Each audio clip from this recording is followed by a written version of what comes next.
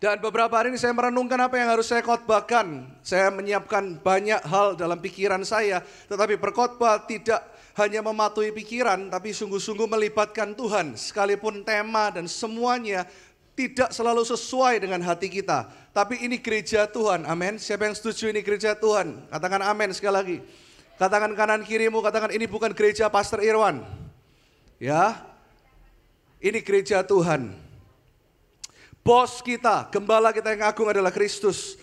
Lalu saya baca lagi perikop dari Pendeta Wahyu Pramudia. Siapa yang mendengarkan khotbah Pendeta Wahyu minggu lalu? Tentang seorang lumpuh yang ditolong oleh 4 temannya sampai melubangi atap rumah dan turun. Dan saya dan istri saya, puji Tuhan, kita sudah pernah melihat rumah tersebut di Kapernaum. Yang sekarang tentunya tidak menjadi rumah seperti yang digambarkan Pak Wahyu minggu lalu. Karena rumahnya sudah menjadi reruntuhan, tapi batu-batunya, strukturnya masih ada. Tempat di mana Tuhan Yesus memimpin sebuah kebaktian, di mana Tuhan Yesus berkhotbah, dan ada 4 orang yang menolong temannya yang lumpuh. Siapa yang masih ingat cerita ini minggu lalu? Halo? Nah, saya akan bahas perikop ini dari sisi yang berbeda. Di dalam kebaktian ini, kebaktian di Markus pasal yang kedua ini, ada macam-macam tipe orang, ya. Judulnya hari ini adalah tipe-tipe jemaat dalam gereja. Penasaran? Ya. Katakan kanan kiri, kamu tipe yang mana? Siap-siap. Ya. Tipe-tipe jemaat dalam gereja. Kita buka perikopnya di Markus 2 ayat yang pertama sampai 12. Kita baca beberapa ayat sesuai dengan 3 poin yang saya siapkan. Orang lumpuh disembuhkan. Kita baca sama-sama yuk. Yang pria ayat yang ganjil, yang wanita yang genap. Ayo yang pria dulu dengan suara yang keras. Pria mana suaranya? Yang pria katakan amin. Oke, 1, 2, 3. Kemudian sesudah lewat beberapa hari, waktu Yesus datang lagi ke Kapernaum, tersiarlah kabar bahwa ia ada di rumah. Yang wanita, 1, 2, 3. Maka datanglah orang-orang sehingga tidak ada lagi tempat, bahkan di muka pintu pun tidak. Sementara ia memberitakan firman kepada mereka. Ayat 3, yang pria 1, 2, 3. Ada orang-orang datang membawa kepadanya seorang lumpuh digotong oleh 4 orang. Bayangkan kebaktian yang penuh seperti kalau kebaktian anniversary kita atau kebaktian Christmas yang biasa digabung menjadi 2. Ya, Yesus berkhotbah dan di tengah-tengah kebaktian ini ada orang lumpuh. Tipe jemaat yang pertama adalah orang yang sakit. Katakan orang yang sakit. Ada banyak orang sakit di sebelah kanan kiri kita. Kita nggak perlu berkata, Pastor, one day kalau ada New Life Church Afrika, kirim saya. Nggak usah jauh-jauh ke Afrika. Kita pergi ke Bungurasi. Kita pergi, bahkan siapa yang tinggal di daerah timur, Kertajaya, Manyar. Saya tinggal di daerah timur. Dan surprisingly, di belakang rumah saya masih ada perkampungan yang tembus ke salah satu mall yang cukup terkenal di Surabaya Timur. Dan kalau saya lari bawa anjing ke sana, saya mulai menyapa orang-orang di perkampungan tersebut. Cari jiwa, tidak perlu Anda pergi ratusan kilometer, 1 kilometer dari rumahmu, atau keluar dari pintu gerbang rumahmu, ada orang sakit di sana. Orang lumpuh tidak selalu menggambarkan orang yang sakit secara fisik, tapi orang lumpuh di sini juga menggambarkan orang berdosa. Orang yang masih terikat di dalam kelemahan. Orang yang tidak kenal Tuhan. Kita lihat saat ini bagaimana Tuhan Yesus memandang orang berdosa. Segala sesuatu selalu harus dibawa kepada Kristus. Kalau kita melihat orang berdosa, jangan hakimi mereka. Karena kita baca di Lukas 5 ayat 31, 32.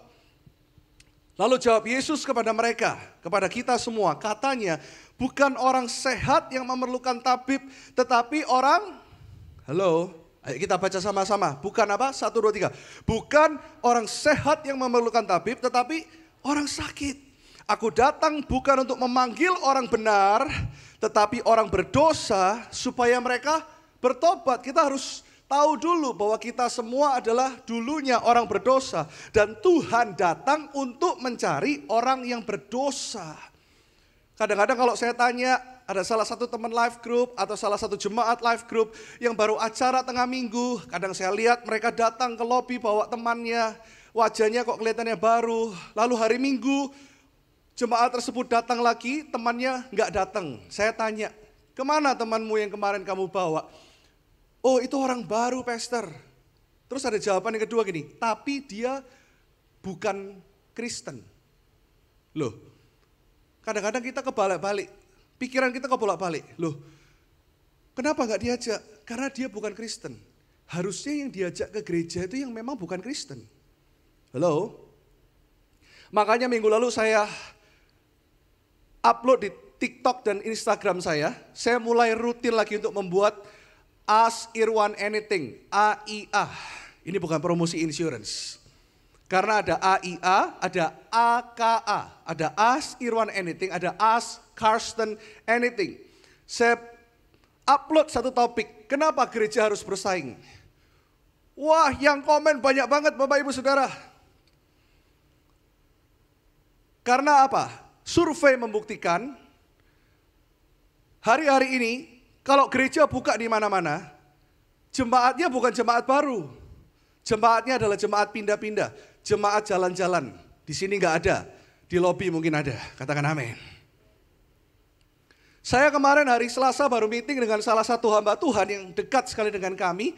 Dia juga ikut pergerakan awal karismatik, saya nggak sebutkan merek gerejanya, yang dipakai Tuhan 25 tahun yang lalu. Gereja itu waktu buka benar-benar setiap minggu ada orang bawa jimat, ada orang yang berdosa datang kepada Yesus. Mereka memerlukan Tuhan dan mereka bakar jimatnya. Bahkan puluhan orang setiap minggu dibaptis, ratusan orang. Itu benar-benar petobat baru di zaman-zaman tahun 85 sampai 90. Nyata-nyata, kalau orang mau pindah-pindah gereja sendiri ya terserah, itu urusan masing-masing. Tetapi yang penting fokusnya adalah bukan memindahkan jemaat orang. Fokusnya adalah untuk mempersatukan tubuh Kristus. Dan ribuan orang, ribuan pengusaha di Surabaya di zaman itu. Di tahun 80-90 itu bertobat terima Tuhan. Karena Tuhan mencari orang berdosa. Kita tidak boleh punya pikiran yang gini. Kita ajak-ajak yang diajak jemaat orang. Jangan. Karena ada berapa? Saya ngomong di Instagram waktu itu ada 2,8 juta orang di Surabaya yang belum mengenal Tuhan Yesus sebagai Tuhan dan Juru Selamat. Dan baru 300.000 orang yang terjangkau atas semua gereja karismatik di Surabaya ini. Belum banyak. Kenapa kita nggak urusin yang 2,8 juta jiwa? Saya selalu tanya sama Tuhan, pelayanan masyarakat apa yang bisa kita lakukan? Karena Tuhan cinta orang berdosa. Katakan kanan kiri, Tuhan cinta orang berdosa. Ayat selanjutnya, 1 Timotius 1 ayat 15, ini hatinya Tuhan. Saya cuma ingin mengimpartasikan hati Tuhan hari ini. Perkataan ini benar dan patut diterima sepenuhnya. Kristus Yesus datang ke dunia untuk, halo, ayo sama-sama, 1, 2, 3, menyelamatkan orang berdosa. Dan di antara mereka, akulah yang paling berdosa. Ini aneh. Siapa yang tulis kitab Timotius? Kitab Timotius ditulis oleh pendeta Paulus. Paulus ini luar biasa, dia menulis 2/3 perjanjian baru. Dan surat 1 Timotius ditulis bahkan oleh Paulus untuk Timotius anak rohaninya. Dia bilang, dia mengingatkan di Life Church hari ini. Dia mengingatkan Timotius, hey, selamatkanlah orang berdosa dan kamu harus tahu dulu di antara semua ini akulah yang paling berdosa. Kenapa? Dia penganiaya jemaat, dia membunuh orang-orang Kristen zaman itu, dia membakar banyak gereja. Tetapi dia berjumpa dengan kasih karunia Tuhan. Dia berjumpa dengan Sang Ilahi itu. Seperti Pastor Carson berkhotbah beberapa minggu lalu yang terus nancap di pikiran saya. Yeremia ketika dia bertemu Tuhan, dia berkata, oh mulutku ini adalah mulut yang najis. Artinya gini, kalau kita semua sadar siapa kita. Bahkan Paulus mengingatkan, jangan pernah menghakimi orang berdosa karena akulah yang paling berdosa. Orang yang sungguh-sungguh Kristen, orang yang sungguh-sungguh berjumpa dengan kasih Tuhan, bukan tidak mau, tapi tidak sanggup untuk menyombongkan dirinya. Karena tidak ada satupun yang baik yang keluar dari diri kita. Kita nggak lebih baik dari siapapun. Ketika saya ngomong ini kepada Anda, saya ngomong dari hati saya. Saya tidak lebih baik dari Anda. Saya tidak lebih kudus dari jemaat ini. Saya tidak lebih diurapi dari Anda. Tapi karena saya mengasihi Tuhan dan saya tahu di antara kalian semua, mungkin saya adalah orang yang dulunya paling berdosa. Hari ini berita baik harus diberitakan. Yesus mengasihi orang berdosa. Jesus wants to connect. Katakan connect. Tuhan mau terhubung dengan orang berdosa. Karena kenapa? Kalau gereja tidak lagi mengasihi orang berdosa, gereja hanyalah pagelaran. Kita harus hati-hati dengan ini. Kita harus mengingatkan diri kita. Kita nyanyi buat apa? Kita main musik buat apa? Kita pelayanan buat apa? Kita duduk di sini, kita nggak even nyanyi kadang. Kenapa? Karena kita suka datang jam 10.30 pas waktu khotbah. Halo? Coba kalau kita kerja di luar, berani kita telat? Halo? Kalau kita respect, kita tahu waktu kita on time berhubungan dengan bonus kita kerja. Bahkan kita absensi pakai jempol, kita nggak mungkin telat. Tapi hari ini, kita semua refleksi diri kita. Kenapa kita nggak menganggap Tuhan itu serius? Halo? Katakan kanan kiri, jangan tegang ya. Semua perlu bertobat, katakan. Halo? Kalau kita mau dipakai Tuhan, kita mesti ngerti hatinya Tuhan. Tuhan ada bagi semua orang. Ada satu quote yang Anda boleh catat. Orang yang sungguh-sungguh mengalami Tuhan akan lebih mudah menerima keberadaan orang lain. Karena hatinya telah disentuh oleh kasih yang tanpa syarat. Kita baca sama-sama yuk dengan suara yang keras. 1, 2, 3. Orang yang sungguh-sungguh mengalami Tuhan akan lebih mudah menerima keberadaan orang lain karena hatinya telah disentuh oleh kasih yang tanpa syarat. Hatinya diganti hatiku, dipegang semua hatinya. Ayo 1, 2, 3. Karena hatiku telah disentuh oleh kasih yang tanpa syarat. Tuhan bilang kepada murid-muridnya, kamu pun menerima dengan cuma-cuma. Kenapa kamu menuntut mereka untuk baik terlebih dahulu? Kita mesti terima semua orang. Halo? Gereja ini milik semua orang. Gak ada yang amin. Gereja ini milik semua suku. Gereja ini terbuka untuk semua golongan ekonomi. Halo?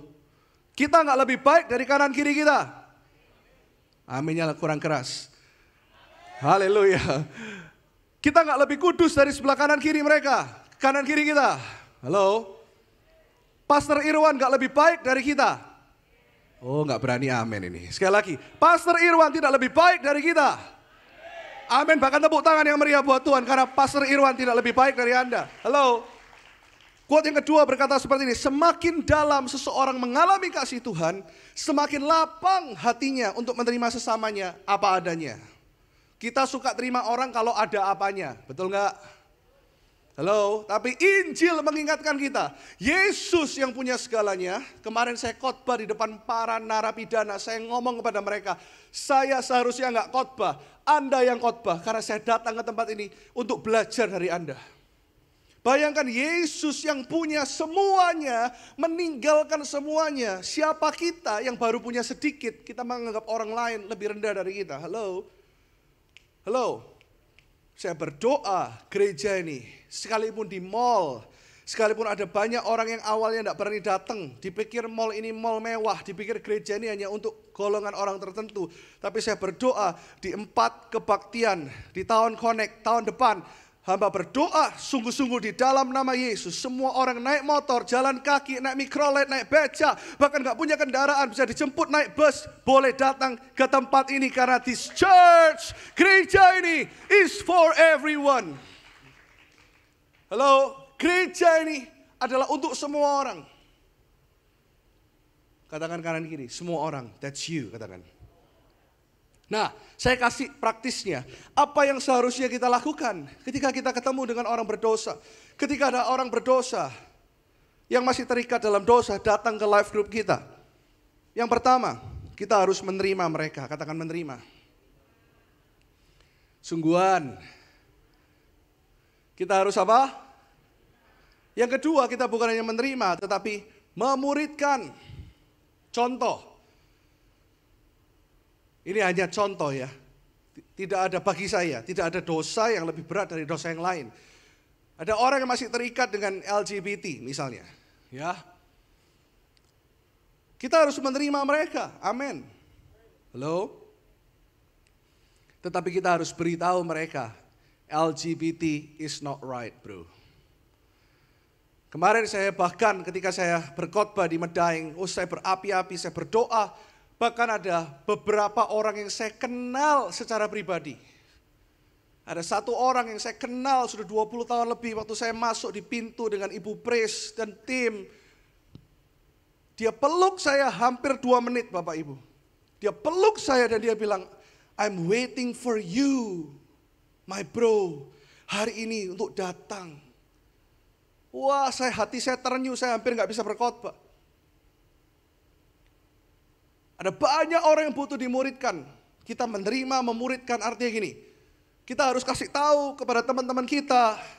Orang-orang yang masih Joko suka sama Jono. Ayu suka sama Ayi.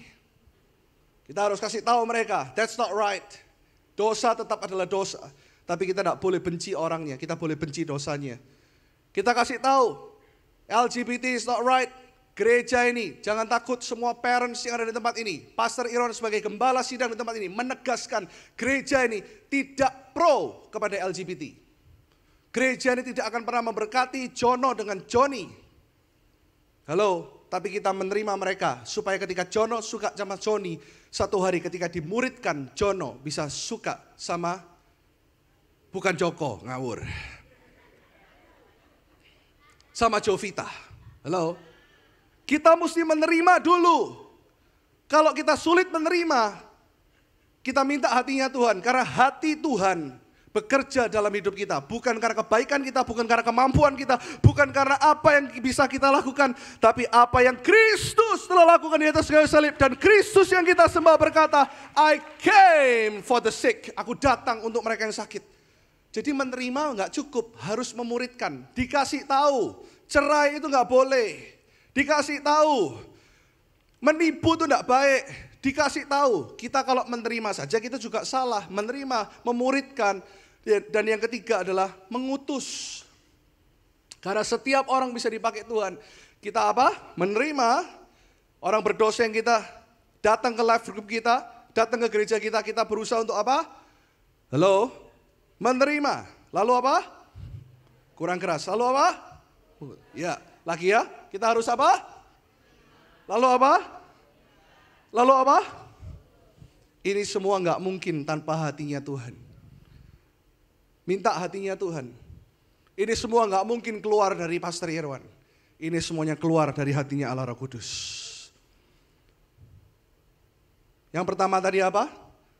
Tipe orang yang pertama adalah orang yang sakit. Yang kedua, kita kembali ke teks kita, Markus 2 ayat 6 sampai 7. Saya bacakan untuk Anda, tetapi di situ ada juga duduk beberapa ahli Taurat. Nah, ini tipe yang kedua. Mereka berpikir dalam hatinya, mengapa orang ini berkata begitu?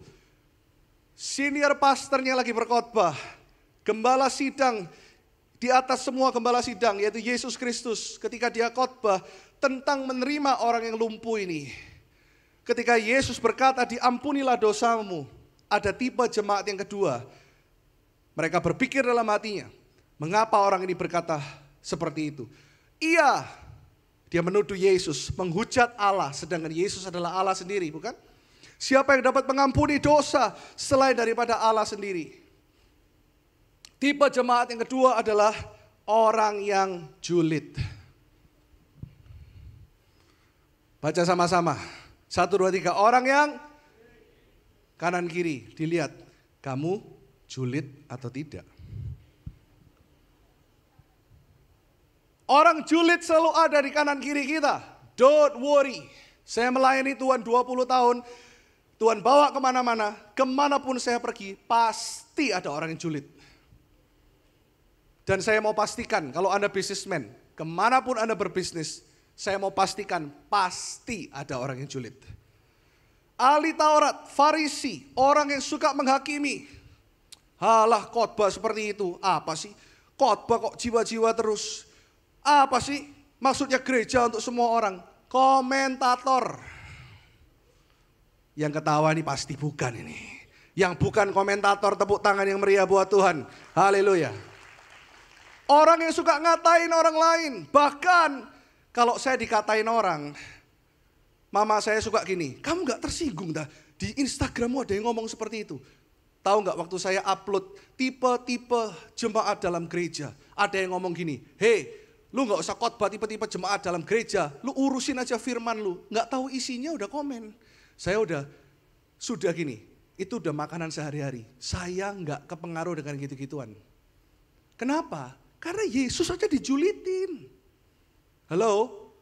Kalau kita dijulitin orang, ingat Tuhan kita juga dijulitin. Ini Tuhan Yesus yang khotbah loh. Kalau cuma saya yang khotbah, orang julit gak suka khotbah saya. So what? Yang penting saya prepare dari hati, saya berdoa, saya siapkan yang terbaik. Yesus aja khotbah diprotes kok. Ngomong apa sih dia? Dan orang yang julid ini selalu ada di mana-mana. I make sure kalau Anda gembala life group, saya mau ingatkan kepada Anda, di life groupmu, kalau engkau terus melayani setia sampai Yesus datang, saya pastikan di dalam setiap musim pengembalaanmu, pasti ada orang-orang yang julid. Bagi Anda yang di ketua departemen multimedia, asyir, social media, women, alive, saya mau pastikan kalau Anda tetap melayani Tuhan, melayani jiwa-jiwa, bukan melayani domba yang bisanya cuma tapi Anda masih melayani manusia. Saya mau pastikan sampai Yesus datang, pasti ada orang-orang yang julid dalam departemen pelayananmu. Kalau Anda pengusaha, percayalah sampai Yesus datang, Tuhan akan tetap mengizinkan orang-orang yang julid dalam perusahaanmu. Bahkan kalau perusahaanmu tambah maju, tambah banyak orang yang julid. Kita nggak bisa menghindar. Karena Alkitab sudah mengingatkan manusia menajamkan sesamanya, besi menajamkan besi. Padahal kata-kata julid ini sebenarnya dikaitkan dengan penghakiman. Orang suka menghakimi. Orang Farisi menghakimi Yesus berkhotbah. Padahal saya mau tunjukkan kepada Anda, tidak selalu kata menghakimi itu buruk.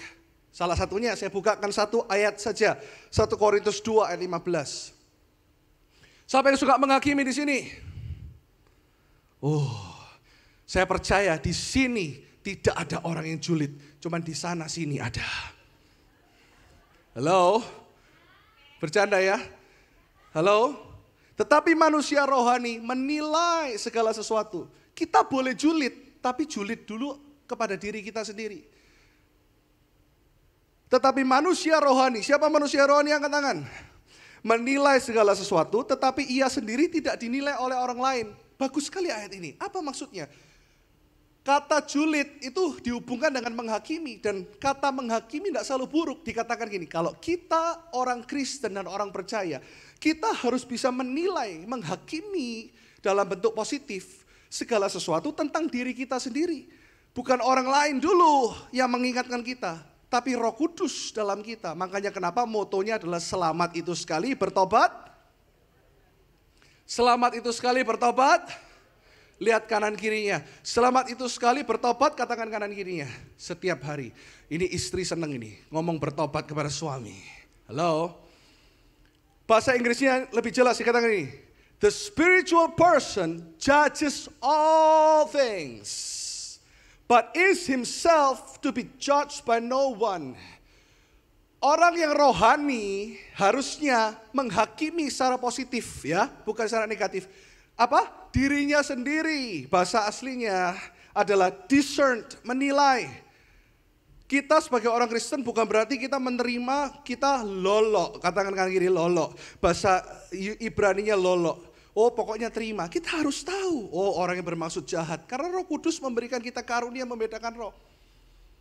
Kita mesti bisa menghakimi segala sesuatu dengan benar, of course. Contohnya, kalau Anda cari pasangan, Anda harus menilai pasangan Anda. Menghakimi dalam tanda kutip dengan benar, sesuai firman Tuhan, sepadan atau tidak. Kalau saya mau connect dengan hamba Tuhan, saya harus menghakimi tapi menilai. Seperti ayat ini, dengan benar. Kalau mau connect dengan hamba Tuhan, saya selalu lihat dulu hamba Tuhan ini keluarganya gimana. Hubungannya baik enggak dengan keluarganya. Dia sebagai suami prioritaskan enggak istrinya. Dia sebagai hamba Tuhan prioritaskan enggak anak-anaknya. Anda mau cari partner bisnis pun sama. Papa saya dulu ngajarin saya, kalau kamu mau berpartner dengan seseorang yang sudah menikah, ajak orang tersebut makan dulu sama istri dan anak-anaknya. Kamu lihat, kamu hakimi dengan benar. Kamu nilai dia, bagaimana dia memperlakukan istri dan anak-anaknya. Bagaimana tutur katanya. Kalau orang itu kaya sekalipun, tapi dia tidak bisa nge-treat, dia tidak bisa, apa itu nge-treat? Memperlakukan istri dan anak-anaknya dengan benar, kamu gak usah partneran sama dia. Perlu menghakimi dengan cara yang benar itu perlu, tapi bukan menghakimi menuding. Kamu lebih berdosa dari saya, kamu lebih gak layak dari saya, betul? Tapi hari ini saya mau katakan kepada Anda, jangan cepat-cepat marah juga kepada orang-orang yang suka menghakimi yang di sekeliling Anda. Karena, next slide, kalau Anda pernah disakiti dengan orang-orang yang julid, justru disitulah Anda belajar sabar. Ayo, semua dilus dadanya, sabar. Anda tidak akan pernah mengerti buah roh kesabaran kalau Anda tidak disakiti. Halo?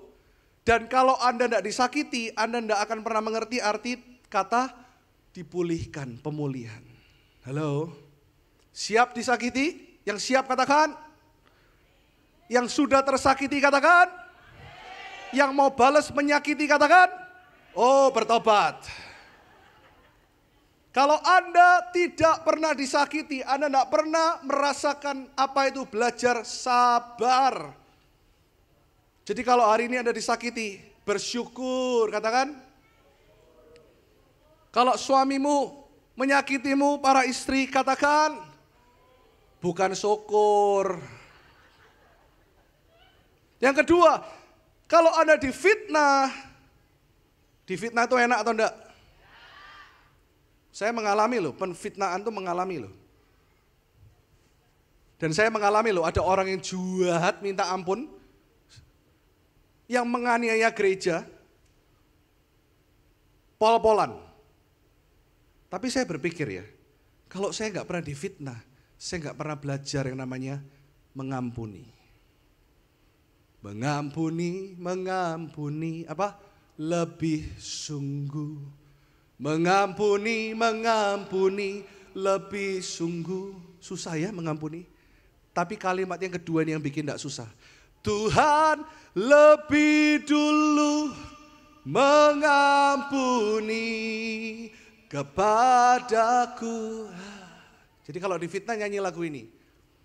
Mengampuni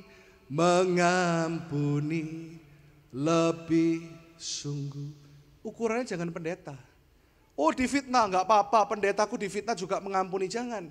Ukurannya adalah Tuhan lebih dulu mengampuni kepada siapa? Loh, kepada awak dewi loh. Sing ngerasa paling benar. Halo? Kalau Anda tidak pernah difitnah, Anda tidak pernah belajar artinya mengampuni.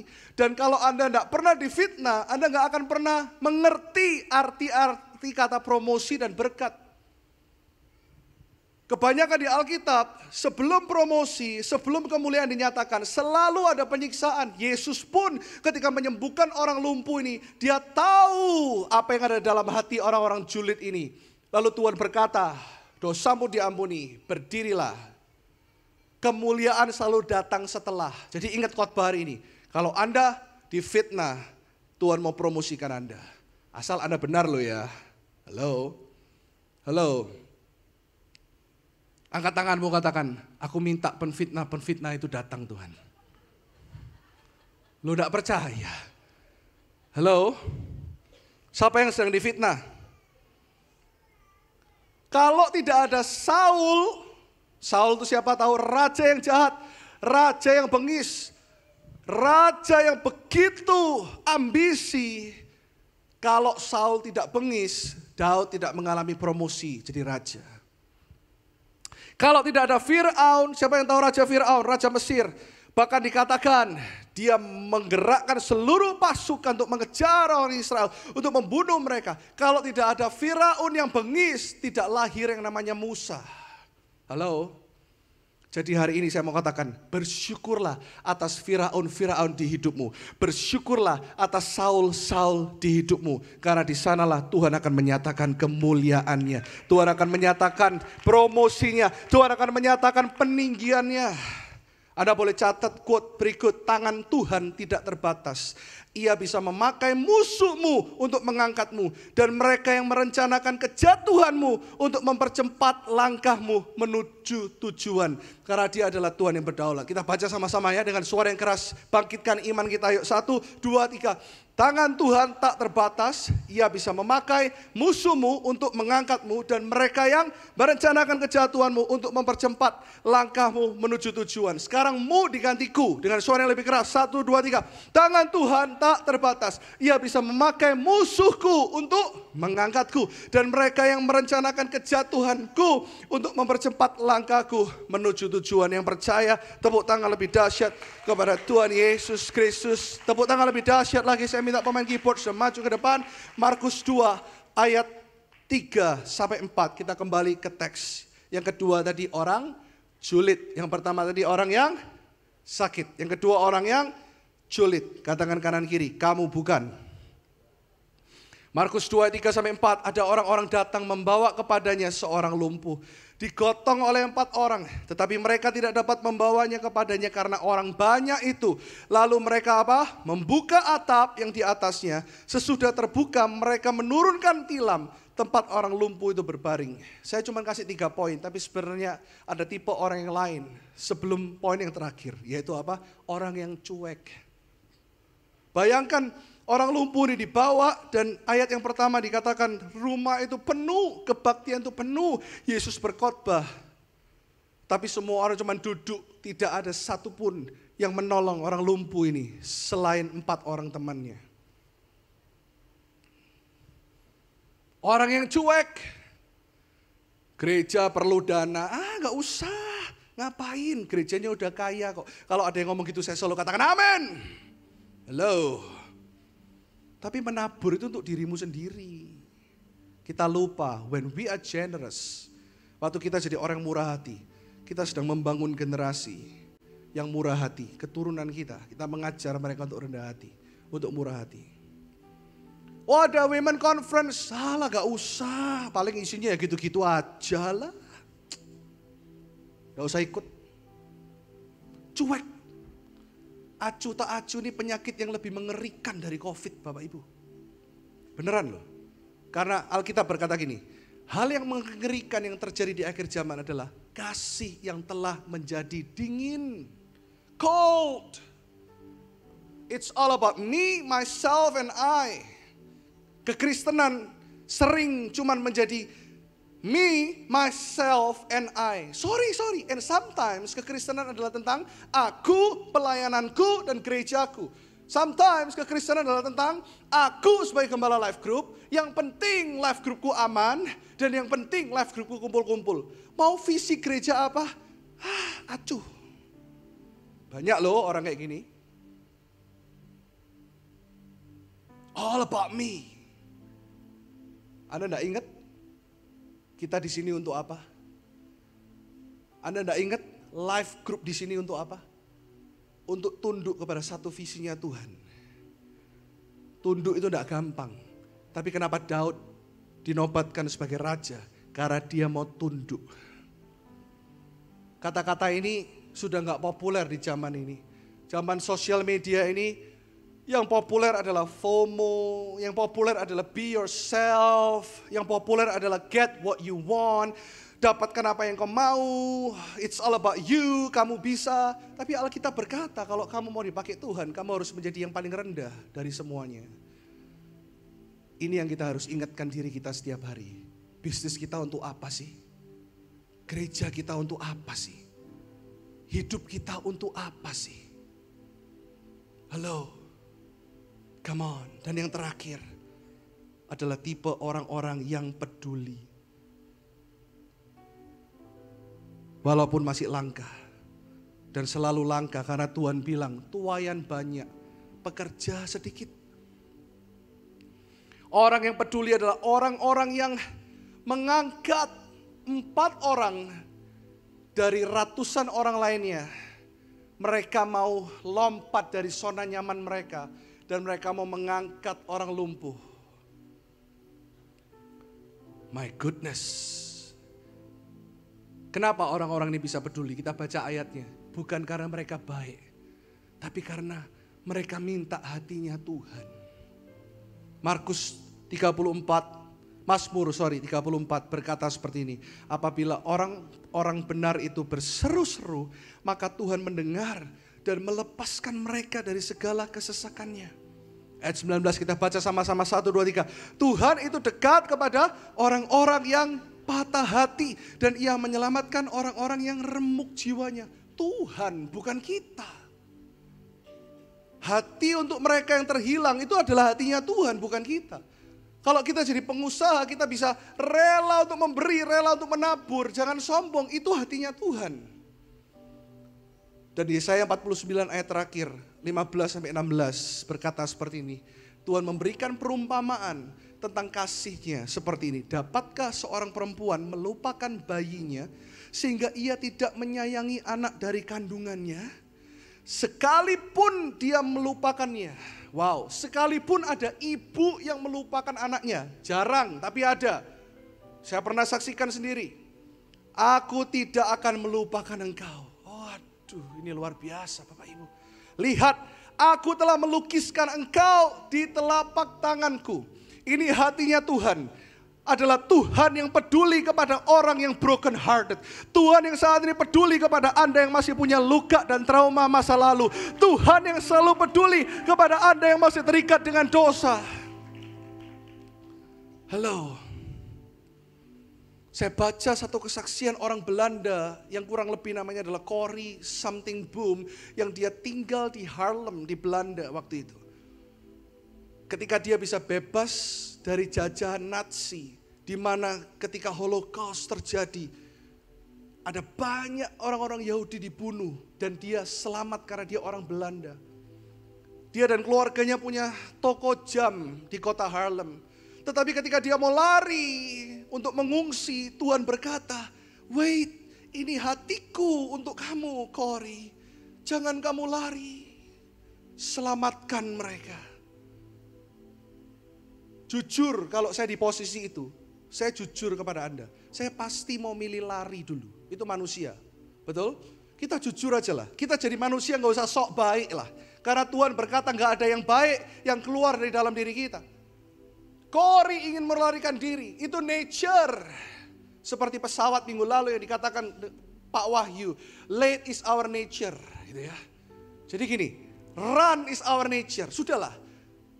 Anda pikir kalau Anda melakukan sesuatu itu Anda bisa senang lihat orang yang gak layak, tapi kok tiba-tiba hati kita mau nolong ya. Itu bukan hatimu, bukan. Itu hati Tuhan, sadar enggak? Dan Corrie dan seisi rumahnya memutuskan, dia bikin yang namanya The Hidden Place. Dia tulis buku yang luar biasa. Dia bikin tempat persembunyian di rumahnya dengan resiko nyawanya. Dia selamatkan satu persatu orang Yahudi yang mau dibunuh. Dia selamatkan, dia sembunyikan di balik rumahnya, dia sembunyikan di balik rumahnya, dia sembunyikan di balik rumahnya. Dan Anda tahu, dia menyelamatkan 800 orang Yahudi di zaman itu. Suatu hari ketahuan dia melakukan hal itu, dia dan keluarganya ditangkap. Singkat cerita, melalui administrasi yang salah, dia sempat waktu ditangkap dia disiksa. Bukan karena perbuatannya, dia orang Belanda yang harusnya dia bisa lepas dari semua itu. Tapi dia dihukum, dia disesah karena dia menyelamatkan orang Yahudi. Sampai suatu hari mujizat Tuhan terjadi, tiba-tiba dia dilepaskan. Waktu dia dilepaskan, ada seorang yang ketika World War, perang dunia itu berakhir, menjumpai dia dan berkata, kamu ingat aku? Corrie berkata, aku gak ingat kamu. Lihat mukaku, kamu ingat aku? Aku gak ingat kamu. Singkat cerita orang ini bilang, aku adalah prajurit yang pernah menyiksa kamu karena kamu menyelamatkan orang Yahudi. Dan aku menyiksa kamu dengan bengis. Ampuni aku. Dan tahu, saya suka kesaksian ini. So real. Bukan terus Kori berkata, oh aku mengampuni kamu dengan gampang. Enggak, dia berkata, aku waktu lihat wajah orang itu dan orang itu bilang, aku yang menyiksa kamu, menyesah kamu. Aku ingin membunuh orang itu. Secara daging aku ingin membalas. Tapi Roh Kudus berkata, aku memberikan kekuatan kepadamu lebih daripada yang engkau bisa dan engkau mampu. Lalu sipir penjara itu bilang gini, tetapi aku menerima Yesus Kristus karena aku mendengar kesaksianmu. Sipir penjara yang paling jahat bertobat menerima Yesus karena melihat kasih Tuhan melalui hidup seorang Kori, penjual jam. Jangan selalu katakan yang bisa jadi berkat cuma Pastor Kasten atau Pastor Irwan karena dia pendeta. Seorang pengusaha, penjual jam dipakai Tuhan untuk menyelamatkan banyak jiwa. Terlebih itu, Yesus tahu kita gak pernah layak, tapi Yesus datang untuk melayakkan kita. 3 tipe jemaat dalam gereja. Yang pertama orang yang sakit. 2 orang yang julid. Tadi saya tambahkan yang ketiga, orang yang cuek dan acuh tak acuh. Ini saya tambahkan karena Roh Kudus sendiri yang berbicara. Dan yang keempat, orang yang peduli. Tipe manakah Anda? Tentukan pilihanmu sekarang. Mari kita bangkit berdiri sama-sama, tepuk tangan yang meriah buat Tuhan Yesus. Dia telah membuktikan kasih-Nya, yaitu kayu salib. Kalau kita tidak bisa peduli, kita minta hatinya Tuhan. Kemarin waktu saya melayani bersama dengan tim, saya sangat kagum. Salah satu pasangan yang ikut adalah Belinda dan Tata. Mungkin Anda tidak pernah tahu, lampunya diterangkan dulu deh. Diterangkan dulu. Ada nggak Belinda sama Tata di kebaktian ini? Ya, angkat tangan dong supaya jemaat tahu. Belinda di mana? Di kids. Oke, angkat tangan Belinda, angkat tangan itu orangnya di belakang. Angkat tangan tinggi Won. Saya suka panggil Tata Tawon ya. Angkat tangan itu orangnya di belakang. Kasih apresiasi buat mereka. Kelihatan di layar kan? Anda tahu Belinda ini sedang hamil loh. 4 months, 4 bulan. Orang banyak berpikir kalau masuk ke penjara itu harus di x-ray. Dia sampai gak bisa, gak boleh di x-ray. Pengawal-pengawal penjara pun tahu, oh jangan bu. Dia lewat jalur khusus, diperiksa manual. Kenapa mereka mau melakukan itu? Tata ini mungkin gak pernah kelihatan, tadi baru kelihatan kan. Kemarin aja dia di sebelah saya cari, Tata mana ya? Saking diemnya orang ini. Ini di sebelah saya loh, Tata mana ya? Loh dia cuman gini. Oh ya. Dia kalau ngomong sehari cuman Ada yang lucu dia cuma gini. Ketawanya itu gini loh Tata. Saya kenal Tata sejak sangat muda. Sudah seperti keluarga sendiri. Kenapa mereka mau susah-susah sih? Masuk ke penjara gak boleh bawa apa-apa loh. Semua handphone, semua barang ditinggal. Tapi kita kemarin angkat, wah, sabun colek, sabun ini. Ada PDP Priscilla juga, mana Bu Pris? Angkat tangan Bu Pris. Ajak yang belum pernah pelayanan itu, altar call. Kita pernah baptis di penjara karena gak ada kolam baptis. Pakai apa? Cheers. Siram ini atasnya. Karena mereka saking rindunya dibaptis. Kenapa mereka semua melakukan itu? Karena itu hatinya Tuhan. Tuhan yang punya segalanya. Bayangin ya, kalau kita yang baru punya sedikit, semua ngomong sedikit. Mau berapapun sedikit, dia punya segalanya. Alkitab ngomong gini loh, Yesus meninggalkan segala sesuatu. Menjadi lebih buruk dari manusia. Bukan menjadi manusia loh. Menjadi manusia terkutuk. Lebih buruk. Jadi kalau hari ini engkau difitnah, engkau disakiti dan semua kejadian tuh buruk. Ingat dia pernah. Jangan ingat pastor-pastor atau kesaksian yang lain. Ingat aja Yesus. Dia melakukan semuanya dan dia rela, bukan terpaksa. Karena cintanya buat kita. Saya tutup dengan ini. Lakukan segala sesuatu karena cinta. Bukan karena paksaan. Karena Yesus terlebih dahulu mencintai kita. Hari ini tanya dirimu, aku tipe orang yang